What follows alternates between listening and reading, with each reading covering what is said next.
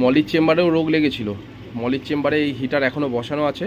Heater দেওয়াতে মাছগুলো সব রোগ কেটে গেছে, একটাও এখন মরা মাছ নেই, দেখতে পাচ্ছ সব কটাই পরিষ্কার রয়েছে। বেশ ফিল্টারটা এখানে একটা দেখো ফিল্টারেশন সিস্টেম, এটাও নিজে একটু বুদ্ধি লাগিয়ে বানিয়েছি। একটা বাটির মধ্যে বোলের যে বেস ফিল্টারগুলো আছে সেইটাকে বসিয়ে নর্মাল পাথর দিয়ে ফিল্টারেশনটা বানিয়েছি। এতে কি সুবিধা, নর্মালি এর মধ্যে যখন আমরা পাথরের ফিল্টারেশন বসাই, পাথরের মধ্যে কি হয় তোমার, যেদিন সাইফন করতে যাব পাথরের মধ্যে নোংরাগুলো তো সম্পূর্ণ পরিমাণ সাইফন করা যায় না, ফলস্বরূপ পুরো জলটাই ঘোলাটে টাইপ হয়ে যায়।